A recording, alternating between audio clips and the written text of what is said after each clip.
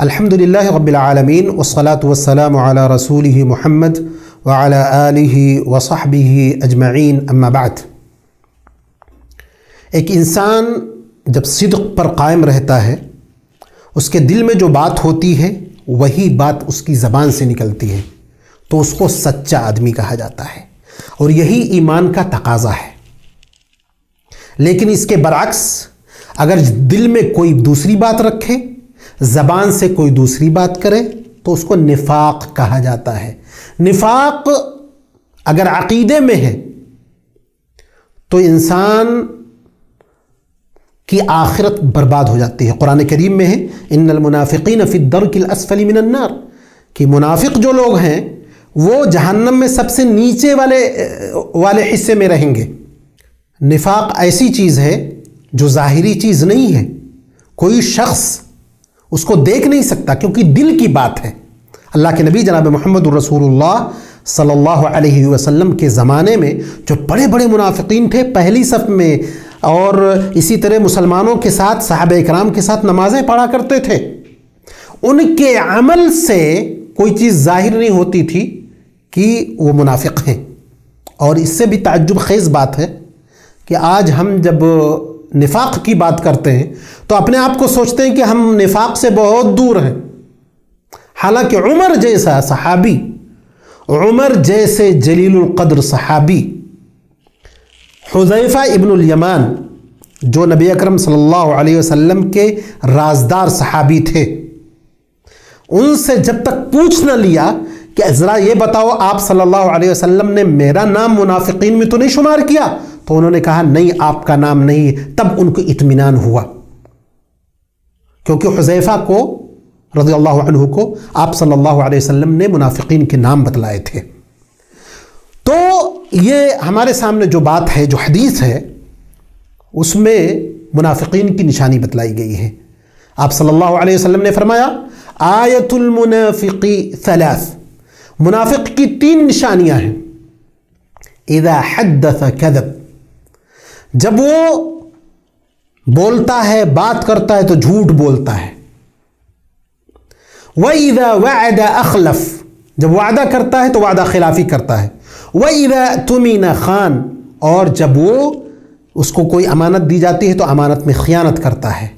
بعض روایتوں میں ہے وَإِذَا خَاصَمَ فَجَرَ، جب وہ لڑائی جھگڑا کرتا ہے تو بیہودہ گوئی کرتا ہے۔ آپ سوچئے یہ سب علامتیں نفاق کی ہیں، لیکن یہ وہ علامتیں نہیں ہیں جس سے ایک انسان اسلام سے خارج ہو جائے، پہلی بات۔ دوسری بات یہ ہے کہ ہم کو یہ جو نشانیاں بتلائی گئی ہیں، ہم کو اپنا امتحان دینے کے لیے بتائی گئی ہیں۔ ایسا نہیں کہ ہم ان نشانیوں کو سامنے رکھیں، مسلمان کو دیکھیں، کسی مسلم بھائی کو، وہ اچھا یہ جھوٹ بولتا ہے، اچھا یہ وعدہ خلافی کرتا ہے، اچھا یہ منافق ہو گیا۔ اگر کوئی شخص یہ کام کرتا ہے تو اس کو اپنے عاقبت کی فکر ہونی چاہیے۔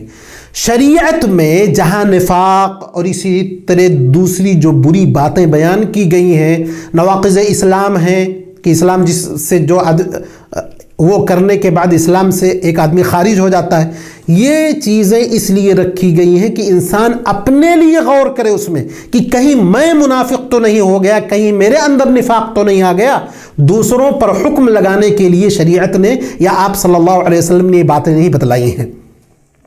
اسی طرح یہ باتیں یہ بھی اس میں کہ وعدہ خلافی کی جہاں تک بات ہے تو وعدہ خلافی میں 2 چیزیں بہت عام ہیں۔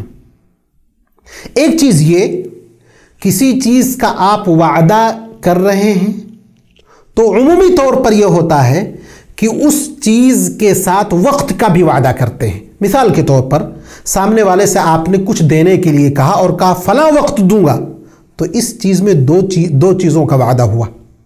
ایک چیز کی ایک یہ کہ آپ وہ چیز دیں گے اس کو، اور دوسری یہ کہ وقت پر دیں گے۔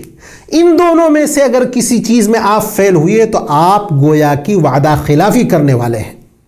اسی طرح امانت کی بات ہوئی۔ امانت کا مطلب یہ ہے کہ چاہے بات چیت ہو، چاہے راز کی بات ہو، چاہے آپ کے پاس کسی نے کوئی سامان رکھا ہو، ان ساری چیزوں میں آپ کو خیانت نہیں کرنی ہے۔ راز کی بات اگر آپ نے بتا دی تو خیانت ہے، اسی طرح کوئی چیز آپ کے پاس رکھی ہوئی ہے اس میں آپ نے تصرف کیا تو یہ بھی خیانت ہے۔ جھوٹ بات بولنے کی بات یہ ہے کہ آپ جیسی بات ہو، آپ اپنے دل میں جیسا جذبہ اس کے سلسلے میں رکھتے ہیں وہ چیز نہ ظاہر کریں، اس کے برعکس ظاہر کریں۔ کوئی آدمی برا ہے آپ کے دل میں، سامنے کہیں کہ آپ بہت اچھا آدمی، آپ کی جھوٹی بات ہو گئی۔ اسی طرح لڑائی جھگڑے کے وقت بیہودہ گوئی کا مطلب یہ ہے کسی سے آپ کی لڑائی ہو گئی تو آپ نے پہلا کام یہ کیا کہ اس کو گالیاں دینے شروع کی، اور اگر یہ نہ کیا آپ نے تو آپ نے اس کے اندر جتنی بھی اچھائیاں تھیں سب کو ختم کر دیا۔ یعنی سامنے والا جو آپ کے سامنے ہے، آپ سے لڑائی ہو گئی، آپ اس پر نالا اور غصہ ہیں، آپ کے حساب سے کہ اس کے اندر کوئی خوبی باقی نہ بچی۔ انصاف اور عدل کا تقاضا یہ ہے کہ جتنا غصہ آپ ہیں یا آپ کی جتنی حق تلفی اس شخص نے کی ہے اسی کے مطابق آپ بولیں۔ زیادہ بولیں گے آپ ظالم ہو جائیں گے، آپ اس کی ہجوگوئی کریں گے، اس کی برائی بیان کریں گے، اس کو لعن طعن کریں گے، اس کو ڈانٹیں گے، پھٹکاریں گے۔ اگر آپ کے حق سے زیادہ آپ نے کر دیا تو آپ گناہگار ہیں، آپ ظالم ہو جائیں گے، وہ مظلوم ہو جائے گا، اور اللہ تبارک و تعالیٰ کی مدد مظلوموں کے ساتھ ہوتی ہے۔ تو یہ چند باتیں تھیں اس حدیث کے تعلق سے۔ اللہ تبارک و تعالیٰ ہمیں ہر طرح کے نفاق سے بچائے، عملی، اعتقادی، کسی بھی قسم کا کوئی بھی نفاق ہو، کفر ہو، سب سے اللہ تبارک و تعالیٰ ہم کو، تمام مسلمانوں کو محفوظ رکھے۔ اللہ تبارک و تعالیٰ ہمیں نیک عمل کی توفیق عطا فرمائے۔ وآخر دعوانا الحمد للہ رب العالمین۔